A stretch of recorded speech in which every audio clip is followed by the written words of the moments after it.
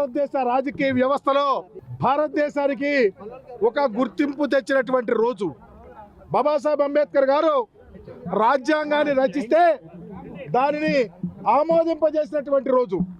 ఈ వ్యవస్థ ద్వారా భారతదేశం విచ్ఛిన్నం కాకుండా ఉండాలని, ప్రజానీకం కులాలు మతాలు ప్రాంతాలకు అతీతంగా అందరికీ సమానమైనటువంటి అవకాశాలు కలగాలని, భారతదేశంలో ఏ ఒక్క పేదవాడు ఆకలితో అలమటించకూడదని, హక్కులు కాలరాయరాదని రాజ్యాంగంలో పొందుపరిస్తే మహానుభావుడు ఆ రాజ్యాంగ వ్యవస్థను ఈరోజు దేశంలో ఇంప్లిమెంట్ చేస్తున్నటువంటి పరిస్థితి. రాజ్యాంగ వ్యవస్థ వల్ల సమాజంలో ఉన్న అసమానతలు తగ్గుతాయని, సమాజంలో అందరికి అవకాశాలు వస్తాయని, సమాజంలో అణగారిన కులాల స్థితిగతులు పెరగాలని రిజర్వేషన్స్ ఇంప్లిమెంట్ చేసినటువంటి పరిస్థితిని రాజ్యాంగ వ్యవస్థ ద్వారా వచ్చింది. ఆ వ్యవస్థను ప్రభుత్వాలు ఇంప్లిమెంట్ చేయాలి. పర్టికులర్గా ఆంధ్రప్రదేశ్ చరిత్రలో బాబాసాహెబ్ రాజ్యాంగ వ్యవస్థను ఇంప్లిమెంట్ చేసినటువంటి వ్యక్తి స్వర్గీయ డాక్టర్ రాజశేఖర రెడ్డి గారు. రాజశేఖర రెడ్డి గారు కులం చూడలా, మతం చూడలా, ప్రాంతం చూడలా, పార్టీ చూడలా, అంబేద్కర్ ఆలోచన విధానం ఈ రాష్ట్రంలో ఎలా విరాజిల్లాలో, పేదవారి స్థితి ఎలా పెరగాలో, పేదవారి పిల్లలు ఎలా చదవాలో, పేదవారి ఆరోగ్యం ఎలా ఉండాలో, పేదవారికి ఇళ్ల స్థలము బ్రతకడానికి గౌరవంగా ఏం కావాలో వాటిని ఇంప్లిమెంట్ చేశారు. తర్వాత వచ్చిన ప్రభుత్వాలు కాలరాసినాయి, నెగ్లెక్ట్ చేసినాయి. మరలా జగన్మోహన్ రెడ్డి గారు వచ్చిన తర్వాత ఈ రాష్ట్రంలో రాజ్యాంగం, అంబేద్కర్ గారు కోరుకున్న రాజ్యాంగం, జగజ్జీవన్ రావు గారు ఆలోచించిన రాజ్యాంగ వ్యవస్థ ఇంప్లిమెంట్ చేసినటువంటి చరిత్ర ఈ రాష్ట్రంలో చూసాం. ఈ రాష్ట్రంలో అణగారిన కులాల ఔన్నత్యం కోసం అణగారిన కులాల ఇళ్లకు సంక్షేమ పథకాలు ఇచ్చి ఈ దేశ చరిత్రలో రాజ్యాంగాన్ని ఈ విధంగా కాపాడండి అయ్యా, అంబేద్కర్ గారు కోరుకున్నది ఇదయ్యా, ఆ వ్యవస్థ ఉండాలని చెప్పినటువంటి ముఖ్యమంత్రి జగన్మోహన్ రెడ్డి గారు. మా కులాల యొక్క స్థితిగతులు పెరిగినాయి. అదే కాకుండా సమాజంలో అభివృద్ధి దిశలో ముందుకెళ్ళాం. వాటన్నిటికన్నా మిన్నగా మా భావితరాల భవిష్యత్ కోసం మా దేవుణ్ణి తరతరాలు చూడాలని ఒక గొప్ప ఆలోచన వచ్చింది. అంతకుముందున్నటువంటి ప్రభుత్వం చంద్రబాబు నాయుడు గారి నేతృత్వంలో అంబేద్కర్ గారి విగ్రహాన్ని తీసుకెళ్లి ముళ్ళ పొదల్లో పెడితే, అయ్యా ఎక్కడుందయ్యా, ఎక్కడ పెడుతున్నామని చూస్తాకెళ్తే మమ్మల్ని అరెస్టులు చేయించారు. జగన్మోహన్ రెడ్డి గారిని ఎవరు అడగలా. గొప్ప ఆలోచన, గొప్ప మనస్సు, ఉన్నత భావాలు, అంబేద్కర్ భావజాలం ఉన్నటువంటి ముఖ్యమంత్రిగా జగన్మోహన్ రెడ్డి గారు మహానుభావులు నడియాడిన ఈ ప్రాంతం, ఉద్దండులు ఉన్న ప్రాంతం. ఈ ప్రాంతంలో అంబేద్కర్ గారి విగ్రహం పెట్టాలని, కొన్ని కోట్లు ఖర్చు పెట్టాలని, భావితరాలకు దిక్చూచిగా చూడాలని ఆలోచించినటువంటి ముఖ్యమంత్రి జగన్మోహన్ రెడ్డి గారు 425 కోట్ల పైబడి ఈ రాష్ట్ర చరిత్రలో అంబేద్కర్ గారి విగ్రహాన్ని ఏర్పాటు చేసి తరతరాలకు ఒక మాన్యుమెంట్ ఇవ్వాలని, మా దేవుణ్ణి దేశంలోనే కదా ప్రపంచంలో వాళ్ళు వచ్చి చూడాలని ఈ భావజాలం విరాజన ఆలోచనతో జగన్మోహన్ రెడ్డి గారు చేసి కనుల విందుగా దీన్ని అన్వీల్ చేసి జాతికి అంకితం చేస్తే ఈరోజు చాలా బాధపడతా ఉన్నాం. దళిత లోకం, అంబేద్కర్ లోకం, ఈ రాష్ట్ర ప్రజలు, దేశ ప్రజలు అంబేద్కర్ గారిని కనపడకుండా చేయాలని. ఆ అంబేద్కర్ గారి విగ్రహానికి లైటులు లేవు, ఇక్కడ ల్యాండ్స్కేప్ పాడైపోయింది, ఇక్కడ ఉన్నటువంటి వసతులు లేవు, లోన మ్యూజియం పాడైపోయింది. అసలు ఇక్కడ పనిచేసే వాళ్ళకి శాలరీలే ఇవ్వరంట. ఎందుకు కారణం అంటే అంబేద్కర్ గారు కనపడకూడదు, ఆ భావజాలం ఉండకూడదు, బాబాసాహెబ్ ఆలోచన విధానం ఇక్కడ నశించాలని ఒక ఆలోచనతోనే ఈ ప్రభుత్వం నడుస్తూ ఉంది. రాజ్యాంగం అపహాస్యమవుతూ ఉంది. రాజ్యాంగం రెడ్ బుక్ రాజ్యాంగాన్ని చేతబట్టుకొని నడుపుతూ ఉన్నారు. మా మీద కేసులు, అఘాయిత్యాలు, అమానుషాలు జరుగుతూ ఉన్నాయి. మా వ్యవస్థ మీ జేబు సంస్థగా ఉన్నాయి. మా చట్టాలు మీ చుట్టాల్లాగా ఉన్నాయి. మా చట్టంలో ఎస్సీ అట్రాసిటీ చట్టం దొంగ కేసులు పెట్టిస్తూ ఉన్నారు మీరు, మా వారికి ఉపయోగపడకుండా. అదే మీ యొక్క ఆలోచన. అందుకనే మా రాజ్యాంగ వ్యవస్థాపకుడైనటువంటి, మా రాజ్యాంగ రూపకల్పైనటువంటి, మా దేవదేవుడైనటువంటి అంబేద్కర్ గారిని కనపడకుండా చేయాలన్న ఆలోచనతో ప్రభుత్వం నడుస్తూ ఉంది. దానిని వ్యతిరేకిస్తూ ఉన్నాం. ఈరోజు చాలా పర్వదినం. ఈ రాష్ట్రంలో ఉన్నటువంటి మా నాయకులంతా వైఎస్ఆర్ కాంగ్రెస్ పార్టీ జెండా పుతారం వేసుకొని జగన్మోహన్ రెడ్డి గారి నేతృత్వంలో ఈరోజు ఆయన పెట్టినటువంటి బాబాసాహెబ్ అంబేద్కర్ విగ్రహానికి వచ్చి మా నిరసన తెలియపరిచి ఇకనైనా చంద్రబాబుకి కనువిప్పు కలగాల, దళిత లోకాన్ని మీరు రాజ్యాంగబద్ధంగా చూడాలా. అంబేద్కర్ గారు జగజ్జీవన్ రావు లాంటి మహానుభావులు మా కులాల ఉన్నతి కోసం పనిచేస్తే మీరు ఈరోజు చెప్పు కాలితో మమ్మల్ని నలుపుతా ఉన్నారు. గమనించమని రాబోయే రోజుల్లో ఈ రాష్ట్రానికి మరలా జగన్మోహన్ రెడ్డి గారు లాంటి వ్యక్తే ముఖ్యమంత్రి అయితేనే అంబేద్కర్ యొక్క భావజాలం విరాజిల్లుతుందని, జగజ్జీవన్ రావు కాన్సెప్ట్ నడుస్తుందని మేమందరం ఈ ప్రగాఢంగా నమ్ముతూ కార్యక్రమానికి వచ్చిన ప్రతి ఒక్కరికి ధన్యవాదాలు తెలియపరుస్తూ సెలవు తీసుకుంటా ఉన్నాం. వైఎస్ఆర్ కాంగ్రెస్ పార్టీ తరఫున జగన్మోహన్ రెడ్డి గారి తరఫున ప్రజలందరికీ శుభాకాంక్షలు తెలియజేస్తూ 2015లో మోడీ గారు ముంబైలో హిందూ మిల్స్లో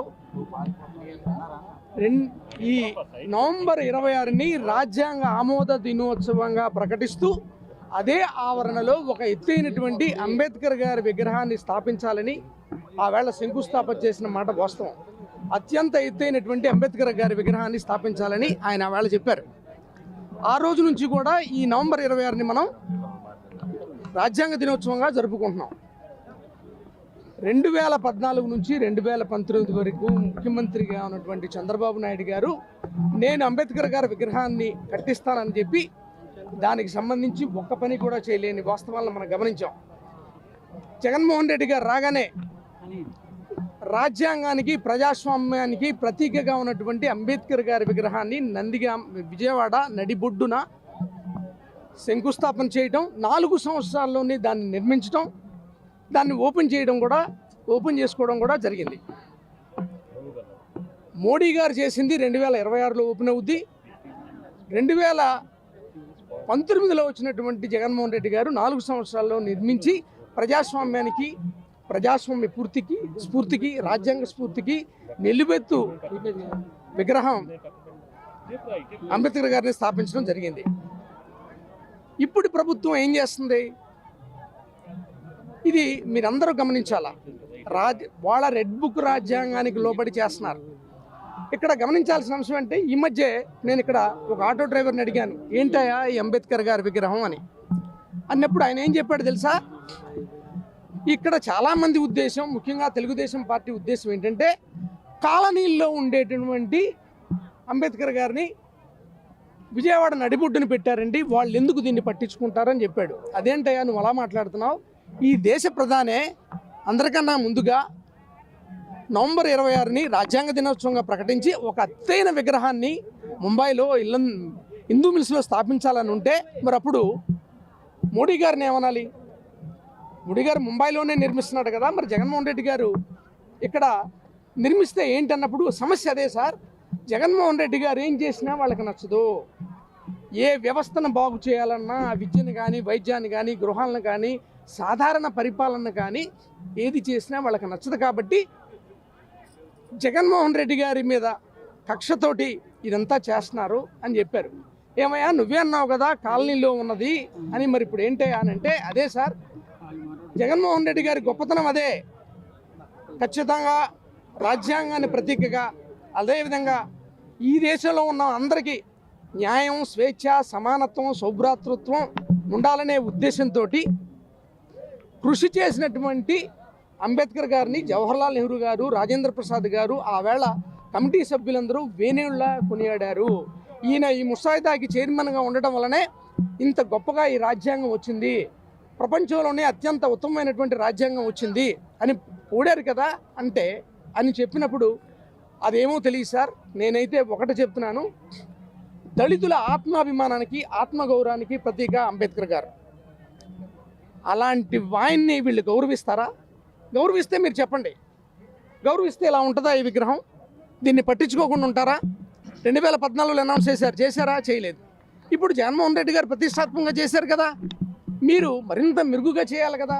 చేయకుండా ఎలా వదిలేశారంటే మా ఆత్మగౌరవాన్ని, ఆత్మాభిమాన్ని దెబ్బకొట్టడానికే ఇది చేస్తున్నారు. మీకు ఇంకా ఒకటి చెప్తాను సార్, ఈ దేశంలో గాంధీ గారి తర్వాత ఎవరి విగ్రహాలు ఎక్కువ ఉన్నాయి? అంబేద్కర్ గారి. మరి ఎందుకు ఈ ప్రభుత్వం ఇట్లా చేస్తుంది? కాబట్టి ఖచ్చితంగా ఒక మాట మీ అందరికీ చెప్పదలుచుకున్నా, తెలుగుదేశం పార్టీకి రాజ్యాంగ దినోత్సవాన్ని జరుపుకునే నైతిక అర్హత కానీ, హక్కు కానీ లేనే లేదు. ఎందుకంటే వాళ్ళ రాజ్యాంగం వేరు, అది రెడ్ బుక్ రాజ్యాంగం. ఎన్నికల ఫలితాలు వచ్చిన రోజున వాళ్ళు దాన్ని ఏమనుకోవాలా? ఆమోదించిన దినోత్సవంగా, రెడ్ బుక్ రాజ్యాంగం ఆమోదించిన దినోత్సవంగా జరుపుకోవాలా. తర్వాత ప్రభుత్వం ఏర్పడింది కదా, ప్రమాణ స్వీకారాలు చేశారు కదా, మనం రాజ్యాంగాన్ని అడాప్ట్ చేసుకున్న రోజుగా దేనిగా చేస్తాం? జనవరి 26ని. వాళ్ళు ప్రమాణ స్వీకారాన్ని చేసినటువంటి రోజుని రెడ్ బుక్ దినోత్సవంగా జరుపుకోవాలి. వాళ్ళకి నైతికత లేదు, అర్హత లేదు, ఏమీ లేదు. సామాజిక న్యాయానికి భారతదేశంలో ప్రజలందరూ కూడా స్వేచ్ఛా స్వాతంత్రాలతో ఉండాలని, ఆర్థిక రాజకీయ సామాజిక సమానత్వం రావాలని ఈ యొక్క ముసాయిదా committee chairman doctor Babasaheb Ambedkar గారు భావించారు. ఆయన మరొక మాట చెప్పారు, రాజ్యాంగం మంచిదే, కానీ దాన్ని అమలు చేసేటటువంటి పాలకులు చెడ్డవారైతే ఈ రాజ్యాంగం కూడా ఏమి చేయలేదు.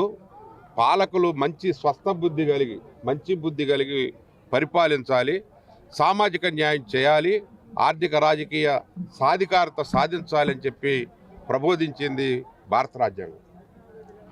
ఈరోజు కూటమి ప్రభుత్వం సామాజిక అంశాల్లోకి వచ్చేసరికి ఏదైతే దళితులకి రక్షణగా కల్పించినటువంటి చట్టాలని దుర్వినియోగం చేస్తూ ఎస్సీ ఎస్టీ అట్రాసిటీస్ యాక్ట్ని వైఎస్ఆర్ కాంగ్రెస్ పార్టీ కార్యకర్తల మీద, నాయకుల మీద, వాళ్ళ మీద బనాయిస్తూ చట్టాన్ని వృధా చేస్తున్నటువంటి సందర్భం మనం చూస్తూ ఉన్నాం. కక్షపూరిత విధానాలతో పరిపాలన కొనసాగిస్తూ ఉన్నారు. ఈ పాలకులకు స్వస్థ బుద్ధి లేదు. ఈ పాలకులకి ఏదైతే డాక్టర్ బాబాసాహెబ్ అంబేద్కర్ గారు పేర్కొన్నారో, పరిపాలించేవారు మంచి మనస్తత్వంతో పరిపాలించాలనేది ఆయన చెప్తే, వీళ్ళ మనస్తత్వాలు వేరుగా ఉన్నాయి. వీళ్ళు ఈ యొక్క మరి రాష్ట్రంలో రావణా కాష్టగా రగులుతున్నటువంటి సందర్భం మనం చూస్తూ ఉన్నాం. ఎవరైనా వాక్ స్వాతంత్ర్యం లేదు, వాక్ స్వాతంత్ర్యం, వారి వాక్ స్వాతంత్ర్యాన్ని రాజ్యాంగం పేర్కొంటే వీళ్ళు 19 ఆర్టికల్ 19 దాని ప్రకారం ప్రతి ఒక్కరికి కూడా స్వేచ్ఛ సమానత్వ హక్కు ఉంది, మాట్లాడే హక్కు ఉంది, భావ ప్రకటన స్వేచ్ఛ ఉంది. కానీ ఈరోజు భావ ప్రకటన స్వేచ్ఛని వైఎస్ఆర్సీపీ సోషల్ మీడియా కార్యకర్తలపై వాళ్ళు నిజాలు మాట్లాడితే వాళ్ళ గొంతు నొక్కే పరిస్థితి, వాళ్ళపై అట్రాసిటీస్ కేసులు, రకరకాలైనటువంటి సెక్షన్స్తో కేసులు పెట్టి వాళ్ళ గొంతు నొక్కుతున్నారనేది మన సమాజంలో మొత్తం అందరికీ తెలుసు. అందుకనే పాలకులకు మంచి బుద్ధి దయచేయమని, ఈరోజన్న రాజ్యాంగాన్ని స్మరించుకొని దాన్ని అమలు చేయటంలో సరైన చర్యలు తీసుకోవాలని చెప్పి ఈ యొక్క మరి మీడియా ద్వారా మీ అందరికీ తెలియజేసుకుంటాను. రాష్ట్ర ప్రజానీకానికి కూటమి పాలకులు అన్ని విషయాల్లో ఫెయిల్యూర్ అయ్యారు, సంక్షేమంలో ఫెయిల్యూర్ అయ్యారు. అంబేద్కర్ చెప్పినటువంటి మాటలు మొత్తం కూడా ఈరోజు చూడండి, ఇది మెయింటెనెన్స్ మొత్తం కూడా మానేశారు. ఎందుకంటే అంబేద్కర్ని ఇది జగన్మోహన్ రెడ్డి గారు స్థాపించారు కాబట్టి, ఏర్పాటు చేశారు కాబట్టి దీన్ని నాశనం చేయాలి. ఈరోజు ఆ ల్యాండ్స్కేప్ మొత్తం కూడా వాటర్ కానీ, ఫెసిలిటీస్ కానీ, మెయింటెనెన్స్ కానీ ఏమీ లేదు. ఏదో ప్రైవేట్ కార్పొరేట్ సంస్థలకు అప్పచెప్తా ఉన్నారు. మీరు అప్పచెప్పేది ఏదో లూలు మాల్కో లేకుంటే ఇంకో దానికో గవర్నమెంట్ ఆస్తుల్ని, గవర్నమెంట్ భూముల్ని 99 పైసలకి ఇస్తూ ఉన్నారు. మీరు చేసేవన్నీ కూడా తప్పులు. ఈ తప్పుల్ని సరిదిద్దుకొని సరైన పాలన ఇచ్చి సంక్షేమాన్ని, పేద ప్రజలకి భారత రాజ్యాంగం పేర్కొన్నట్టు సమానత్వాన్ని, మరి ఆర్థిక స్వావలంబనని సాధించే విధంగా పేద ప్రజలకి సేవ చేయాలని చెప్పి మీ ద్వారా కోరుకుంటా ఉన్నాను. భారత రాజ్యాంగ ఆమోద దినోత్సవం సందర్భంగా ఇవాళ వైఎస్ఆర్ కాంగ్రెస్ పార్టీ ఇవాళ ఇంత పెద్ద ఎత్తున తలపెట్టిన కార్యక్రమానికి వేలాది మంది ఇవాళ ఇక్కడ తరలి రావడం జరిగింది. అందులో భాగంగా మేమందరం కూడా వచ్చాం. ఇవాళ భారతదేశం అంతా కూడా ఇంత గొప్పగా ఉందంటే బిఆర్ అంబేద్కర్ గారు మహానుభావులు, దైవ సమానులు, ఆయన రాసిన రాజ్యాంగం వల్లనే ఇవాళ ఇవన్నీ కూడా సాధ్యమవుతా ఉన్నాయి. ఈ రాష్ట్రంలో కూటమి ప్రభుత్వం వచ్చిన దగ్గర నుంచి రాజ్యాంగాన్ని అపహాస్యం చేసే విధంగా, అంబేద్కర్ గారికి అవమానం జరిగే విధంగా వాళ్ళు చేస్తున్న చేష్టలన్నిటికీ నిరసనగా ఇవాళ మేమందరం కూడా ఇక్కడికి రావడం, నిరసన తెలియజేయడం జరిగింది. కాబట్టి ఈ రాష్ట్రంలో, దేశంలో మరి అంబేద్కర్ గారు రాసిన రాజ్యాంగాన్ని ప్రపంచ దేశాలన్నీ కూడా, ప్రపంచ మేధావి, ఆయన ఒక దేవుడు లాంటి వ్యక్తి అని చెప్పి ప్రపంచ దేశాలు కొలుస్తున్న సందర్భంలో ఈ రాష్ట్రంలో కూటమి ప్రభుత్వం వచ్చిన దగ్గర నుంచి కూడా ఆయన అవమానం చేయాలని చూస్తూ ఉన్నారు. తగిన మూల్యం చెల్లించుకోక ఎప్పటికైనా తప్పదు. మీరు ఒకవేళ ఏదో రాజ్యాంగం రాసుకున్నా మా సొంతంగా ఎజెండాగా పనిచేస్తామనుకున్నా అది తాత్కాలం మాత్రమే. అధికారం చేతిలో ఉంది కదా అని చెప్పి మీరు చేస్తున్న దుశ్చర్యలన్నీ కూడా మరి రాష్ట్ర ప్రజలందరూ గమనిస్తూ ఉన్నారు. ఎన్నడూ లేని విధంగా పోలీసు వ్యవస్థకి అట్టడుగు స్థాయిలో చివరి స్థానం మరి లభించిందంటే సెంట్రల్ గవర్నమెంట్తో ఈ మధ్య అవార్డులు ప్రకటించిన సందర్భంలో ఒక్క అవార్డు కూడా ఈ రాష్ట్రానికి రాలేదంటే అందులో భాగంగా వీళ్ళు ఇంప్లిమెంట్ చేసిన రాజ్యాంగం మాత్రమే. జగన్మోహన్ రెడ్డి గారి హయాంలో ఇదే పోలీసు వ్యవస్థకి దాదాపుగా 8 అవార్డులు వచ్చి మొదటి స్థానంలో నిలబడింది. కాబట్టి ఈ వ్యత్యాసం గమనించాల్సిన అవసరం ఈ రాష్ట్ర ప్రజలకు ఉంది, పోలీసు వ్యవస్థకు కూడా ఉందని చెప్పి తెలియజేస్తూ ఈ చక్కటి అవకాశం కల్పించిన బిఆర్ అంబేద్కర్ గారికి మరొకసారి ఆయనకి జోహార్లు నివాళులు అర్పిస్తూ రాష్ట్ర ప్రజలందరికీ కూడా శుభాకాంక్షలు తెలియజేస్తూ సెలవు తీసుకుంటాం.